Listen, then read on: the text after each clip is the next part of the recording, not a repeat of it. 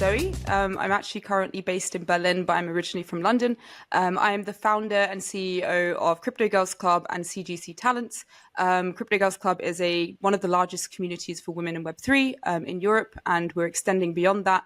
Next week, we're actually in Singapore. We've been to the States, Paris, Dubai, and it's continuing to Bangkok in November. So we're going global now, which is awesome. And CGC Talents is an extension of that, which is a recruitment agency designed to inspire and place women in tech and Web3 roles. Wow. That was a great intro. Thanks. Very nice. Yeah, I'm pretty impressed about the whole going global thing. This is an initiative that was started this year. And yeah, we're following the sort of conference train. So if you're in Web3, you probably go to a lot of conferences. They're probably at all corners of the globe. So yeah, it's good to see the same faces in different continents. Wow, yeah. And just to take a step back from the international travel, maybe you could give us a little bit of an intro into Web3 for the uninitiated in the audience. Sure. I always define Web3 as the new internet for everyone. And it's all about sort of empowering yourselves to take control of your data and your income and your financial freedom. And it started off with something called Bitcoin, which everyone is familiar with, and now has evolved into something a lot bigger. And we're sort of building on top of these structures or the blockchain, which enables trustless, permissionless, and transparency for this new internet, if that made sense. Yeah, nice. Okay, cool. So now we've kind of covered the basics. We wanted to sort of like to dive into the topic of this episode. So we wanted to kind of dive into navigating first jobs in tech and how people actually, break in the first place. So maybe you could kind of start us off and tell us when you first entered the tech industry, what were the big challenges that you faced and how you might have overcome them? Yeah, I mean, this was several moons ago now when I started off. I think no one actually ends up in crypto. They fall in it. So I started off in tech, actually in fintech. And one of the biggest hurdles that I faced when sort of entering a tech job was finding the confidence to not know it all. And that is a bit of a paradox because it's like, you're expected to come into this realm, which is very male dominated and very tech heavy, especially when you're not particularly tech focused. I believe there's a space for everyone. I'm a marketer by trade, and getting to grips with not knowing everything and still finding your niche and playing around with what's available, because there's so much available. You don't just say, I work in tech. You can say you work in tech, but there's so much of it. And I think just like testing things out and seeing what you're really good at, finding your market, and just learning the ropes as you go. A difficult question that I usually get, or actually a response when I'm interviewing women in tech jobs, is that they don't know enough. And it's sort of like a bit of a, not disappointment, but it's a bit of a like, okay, I can't apply for these roles because I haven't read up everything about the subject. And I think if we let ourselves go and we let ourselves sort of understand that you don't need to know it all, I think that's where I started. And you gradually learn, and you learn what you like. So don't be put off by not knowing everything when you start out. Nice. Kind of a bit of a faking it till you make it vibe. Well, not necessarily fake it, but it does help if you... That's what I was doing. Me too, yeah. Yeah, maybe a bit, but it doesn't hurt to learn as you go, and to not know it all, and ask questions along the way and find people who inspire you and learn from them. So there's a lot of people out there who look powerful, and when you're starting out, big, scary, confident, charismatic, speak at a lot of conferences and panels, but we all started somewhere, and in 5 years' time you realize that's you. So yeah, it's a learning curve. Yeah, there was something you just touched on then about, and I can't remember the exact numbers, but I think we spoke about it once before, Tim, about how, I'm going to butcher the exact numbers here, but some massively disproportionate amount of male applicants will apply for a job if they have like 1 of 10 of the requirements, whereas female applicants in general will wait till they have, 5 or 6 or 7 or 8 or all of them before they'll feel confident to apply. That's a fascinating fact, because I personally would apply for a job and I'm like, oh, I know some of this, I'll give it a go, see what happens. And that's a really important thing that people need to be aware of. I think it's definitely something that needs to be like, Yeah, that's sort of our mission with CGC Talents as well, that we train or coach companies to understand how our mindset, especially women's mindset, work. And yeah, we are not perfectionists, but in the sense that if we see a job description and we don't match the criteria, then it's off the table. And I think this is something that it's a widely spread fact. I think it's been circulating for a few years now, and still there's much more we can do with making job descriptions inclusive and accessible for companies, but also empowering, and that's what we do with Crypto Girls Club, empowering women to feel comfortable, even if they might not have the exact requirements, which, by the way, in Web3, Web3 hasn't been around for 10 years, or Bitcoin has just 10 years, but no one has seen technically the birth of Bitcoin and Web3. So how are you meant to have 10 years experience when the experience doesn't exist? And the more people understand that Web3 is a reiterative journey where you get the job and you sort of learn as you go, then we'll have more applicants that way. But it's a struggle, because it's more of a mindset and a psychological thing. Yeah. I mean, it's a crazy one, whichever angle you're coming into it at. But that kind of segues very nicely back to this episode. And I wanted to ask you if you can share some insights and tips for people who maybe have just landed their first job in tech. And what kind of things should they be focusing on in those early days? Yeah, like I think to start off with, like if it's your first role in tech and your first proper job in tech, then like I said earlier, find your mentor, find a person whom you can trust, whether that can be a line manager or your colleagues, and sort of gain like some sort of knowledge sharing around them. And I think that's what really helped me in the early days. I sort of found a circle that I entrusted with, and just asked. There's no such thing as a stupid question. I just asked so many questions and learned the ropes through my peers and my colleagues. So there's a lot of things like that. Also, something that Crypto Girls Club is really good at, it's meetups. So we've hosted 70 meetups in the last 3 years, mainly in Berlin, but like I said, going global now. And this is a great way to meet people that you don't usually meet, whether it be, and this is sort of in the beginning when it was the early days in Berlin, I would just grab the CEO from a panel and be like, by the way, and it's a great opportunity to find jobs that way as well, because they see you in the flesh, they see you're curious and eager to learn. And I know a lot of people who have received jobs and they weren't necessarily hiring, but they said, okay, I know your face now, I know that you're interested, and the next time we open up a position, I'm going to call you. And that's one way of getting your face out. And I think I have quite a big network, and that is just by going around and offering support and being this community leader, and just being in the space. Did you see yourself as a community leader when you started? Or it's like you mentioned, you just fall into it, but do you look back now and think how you've navigated that way into tech as just a crazy journey? Not at all. So I did my master's thesis on like female entrepreneurship, and I addressed like the funding gap. I went to Sweden. I did my master's in Sweden, and I addressed the funding gap and the situation. And I knew the situation was pretty dire. So when I set up Crypto Girls Club, it was generally just to address those challenges and to find sort of other women to vent with about the situation. But I didn't know, or I never expected it to progress into this big community role where people sort of look up to me and ask me questions. And I realized the other day that a lot of my day is spent answering questions from the community and just offering advice and mentorship and help. And none of this is paid. It's all because I want women to succeed and thrive and have that sort of guidance where I didn't have in crypto in the beginning. So, yeah, nice.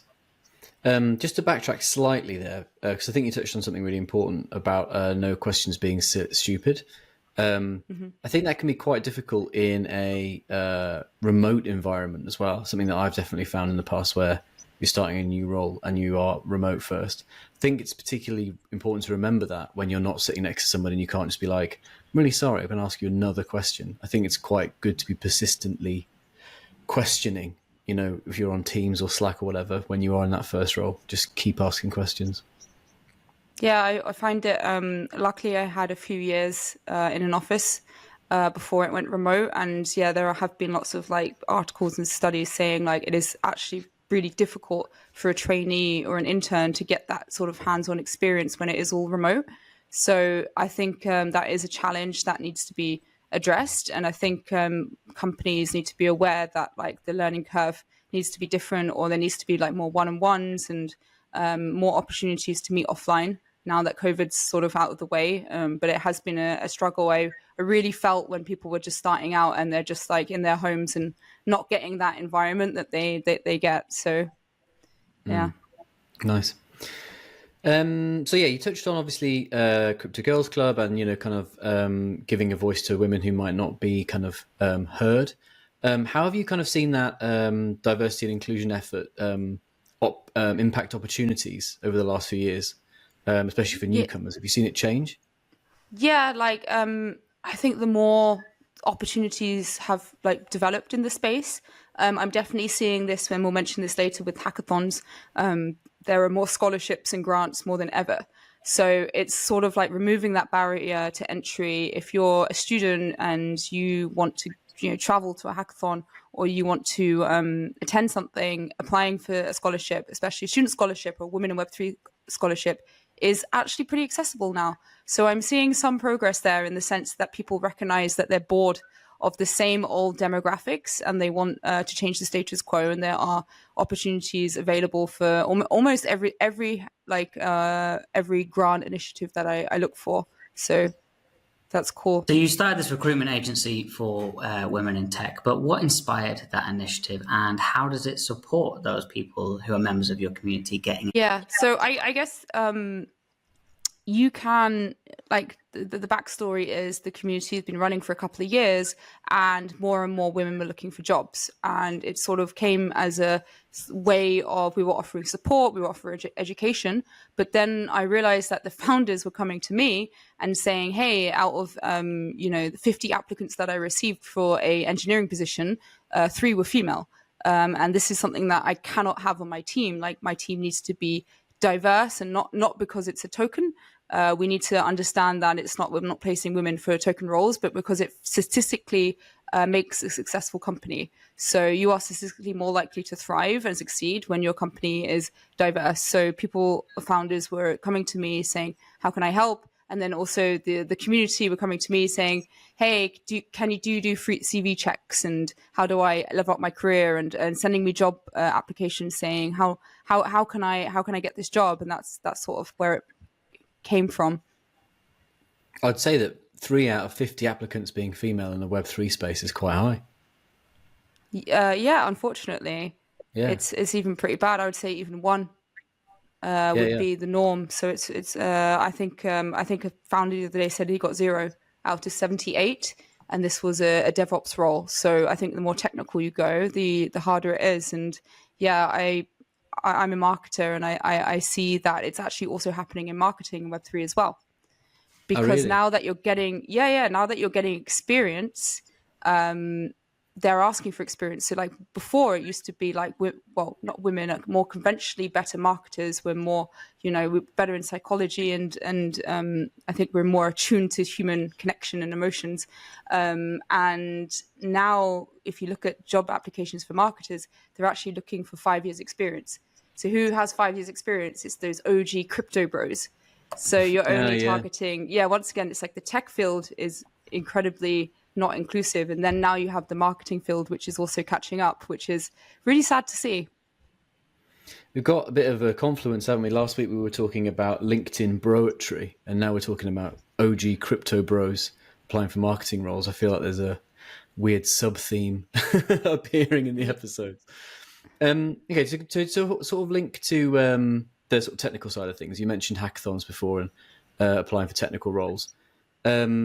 Maybe you could just kind of go into a little bit of detail about what a hackathon is, what a hackathon looks like in the Web3 space, and why it's particularly important in the tech industry, maybe for juniors as well. That's 4 questions in one. So yeah, I was like, well, that's a mouthpiece. So for me, my hackathon journey actually started last year, where I won my first hackathon. And I did it as a sort of like showcase to show that, like, even if you're not technical, you can just go in and win hackathons. So that was a pretty cool initiative. This year, How did I you win it as a non-technical person? found an excellent technical team. But that's not the point. I branded the products that we were creating, so that marketers, so that it won the pitch. And I always say, pitches always win. They seal the deal. So when you do a hackathon, it's sort of like in 3 stages. So it's the technical challenge. You have to build a product and you have to produce code during a time frame of maybe 1 to 3 days. That's generally, it could be up to a week or 2 weeks. That's generally the time frame. And you have to form a team in that time, and you have to build a product. But also at the end, you have to pitch the product, you have to brand it, and the storytelling is what a lot of people miss, and that is what gives you all the brownie points. So I always say, for newcomers, hackathons are the perfect way for you to get started in tech, because you don't need an idea, you don't need a team. It's also like this common misconception of entering entrepreneurship without having you have an idea. Everyone wants to be an entrepreneur, or a lot of people, but they have hurdles of, I can't find a good co-founder, I can't find a good technical founder, I don't have an idea, my idea is not polished yet. So you go into these really intense hackathons, and you sort of craft something in a very short amount of time, and you come out with all this new knowledge, new skills, and maybe potentially your next step in life. So if you're start doing a boot camp and you're honing your skills, excellent, join a hackathon. If you have an idea and you don't know quite how to execute it, excellent, join a hackathon. So I think all these use cases are literally absolutely why people should join hackathons, and that's why I'm advocating it. I work with a company called Web0, and they produce in-person experiences for developer relations. So we did one in Berlin last month. It's called Web3 Summit, and we had 170 hackers on the ground. So it's huge. Some of them are enormous. Yeah, that sounds awesome. So the hackathons are not just like a place for code and building things. They're also a really good way for networking. Exactly. Okay. Or even if you're a UX designer or a product designer or a product manager, and you want to have first-hand experience in managing a tech team, but you don't. It's literally, and you can put it on your CV afterwards. You can put the GitHub in your CV, and then people can check out what you've built. So there's the endless possibilities, and it really beefs up your profile.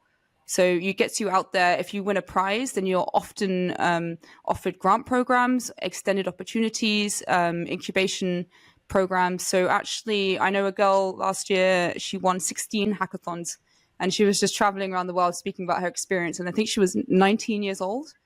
So yeah, shout out to Audrey. Hopefully I'll win that many hackathons when I'm 19 too. Yeah, I'm 20 next year, so hopefully. Yeah, good luck.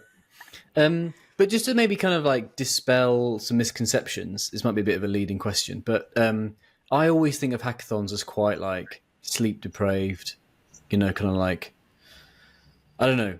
There's kind of like a certain picture in my head of what hackathons are like. Could you kind of maybe dispel that, or kind of break that misconception, and what the environment is, and like what is it? I guess it's a lot more friendly than maybe hackathons in the past have been. To be honest with you, this is something that's sort of like been a bit of an issue for me in the past, and I've been sort of against supporting hackathons, not completely against, for Crypto Girls Club, because there is this very uncomfortable anti-women, anti-family approach. You don't eat, you don't wear deodorant, you don't. You have to sleep on the floor. I've seen pictures on Twitter of someone using used curtains as a bed, and I feel like it can be a very unsafe environment, and also a very unrealistic environment for people who have lives. So this is what we've sort of been advocating, making sure that it's not like that. I know there are, in bigger conferences, daycare centers and mentors to help everyone at every level. It's not just for hardcore hackers anymore. Like, there's actually hackathons for everyone. And we actually, Crypto Girls Club, did an initiative called We Are All Builders. And we gave first-time hackers an opportunity to take the stage and have a hackathon that was actually not as scary as that. Nice. Yeah, that would definitely entice me into it, because I think that kind of environment as well is a bit scary, isn't it? Especially the deodorant aspect. But yeah, I think it was a bit more friendly than A bit of a germphobe. Yeah. Well, just smellophobe, I think. Okay, so for someone who is entering, how important do you think it is to stay informed about all the new emerging things? I mean, hackathons would be a great way for people to, stay up to date on the latest platforms and tech that's being used, because they're being used in these hackathons. But how important do you think it is in general for new people in tech now to stay on top of all of this seemingly endless tide of new platforms and tools? Yeah, absolutely. I think it's really, really critical. But I had this discussion the other day that people shouldn't be discouraged if they're not, for example, checking Twitter every day, if they're not researching the latest trends, because there is now this sort of, I don't know if it's in tech as well, but Web3 fatigue, where people are just getting a little bit overwhelmed and exhausted with so much going on. There's so many new innovations, but also the market fluctuations and everything can be overwhelming. And I think there's a lot of FUD in the nature, or that's fear, uncertainty, and doubt, which basically means there's a lot of uncertainty. And I think just having an awareness that you, like I said in the beginning, you don't have to know everything. You can go in there and I think keeping up to date with the latest trends and the tools, and especially the blockchains and the layer ones and the layers twos, I think is important, and it's part of the job. But yeah, don't beat yourself up if you take a holiday, because I keep seeing on Twitter like, oh, I went away in August for 2 weeks and now I don't know anything. And I think that's a really unhealthy mindset. Yeah, I mean, it does. I don't know if this is apparent to either of you two, but it feels like all of the. Remember, like 2020, 21, 20. It seemed like every week there was a new JS library or a new. When Web3 was really taken off as well. It feels like it's slowed down a lot now. Or maybe that's just because I'm not paying as much attention. I'm not reading Twitter every day. But it definitely felt like every week it was like, hey, here's a new platform that's going to change everything. For about 2 years there, it was pretty solid. Yeah, no, it's still happening. It's still happening. Still going. But now it's like new GPT, new large language model. It's just the focus is slightly shifted, I think, onto what's the flavor of the week. Yeah, back around to microservices. Plug it all back in. Yeah. All right, Tim. Yeah. Do you find that? Do you find that I guess the sort of like the opposite of what you're saying is like, keeping up to date and staying informed. Do you think that you should pick a lane a little bit though? Because I feel like, if you were just sort of following the next big thing, then that could be where the wheels come off. If you were thinking, oh yeah, I'm going to learn how to be a developer, I'm going to move straight into Web3, and now that hasn't really happened, so I'm just going to move straight into AI, and now I'm just going to move into the next like VR or something.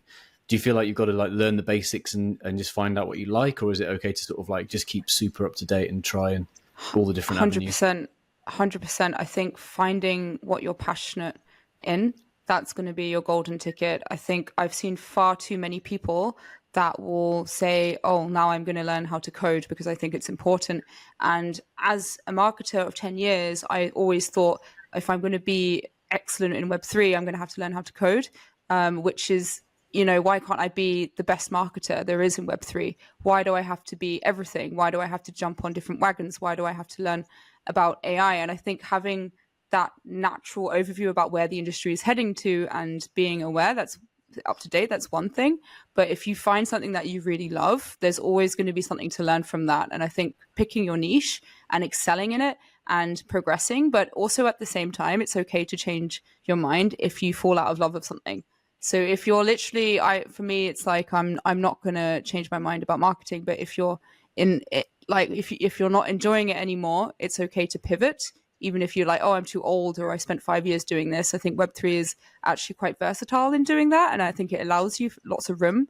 I know self-taught developers that were, musicians up until the age of 30, and then they're like, okay, I'm going to learn how to develop in 2 years. And that's something that you can do with Web3. And that's the importance. It's like empowering yourself.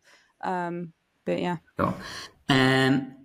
I was going to say that transitioning from a side hustle or something that you love into full-time entrepreneurship like you have is a huge step. So, what advice do you have for anyone out there who is maybe a year or two into tech, or maybe not? Maybe they're doing something else and they have an idea and they want to execute it. What advice do you have for that leap into entrepreneurship? Yeah, I think I have a bit of a different opinion from the last time we spoke, Tim. I was like, oh yeah, just go for it. And I'm still like, yeah, just go for it. Because I said there's a lot of, like I said, there's a lot of initiatives and a lot of grants that will help you. And even, especially if you're in Germany, there's a lot of support for entrepreneurs that are growing. It's not the easiest to open up a business in Germany, but I think the support network is there and you can find it. But a year on, what I'm seeing is that not everything works out. And that was a really sort of tough nut, what do you say, a tough cookie to bite into, however you say it, because I had this plan, or you have this great idea and you have this vision. And when you have setbacks, you're like, it's so easy to throw in the towel because you don't have the security of being like, when you're in a full-time job, it's sort of like you make mistakes and you learn from it and you grow and you have a team. But if you're starting out as an entrepreneur, you start to doubt yourself, and the self-doubting is like one of the hardest things I've had to face, because it's like, is what I'm doing right? Because it's so much easier to go on someone else's vision and sort of ride someone else's sort of mindset of, okay, they have the idea, they know what they're doing, and I'm going to work for them. But having that inner strength to keep going, that's the key. But don't give up. So cliche. That's good advice. Don't give up. Yeah, don't give up. Follow your dream.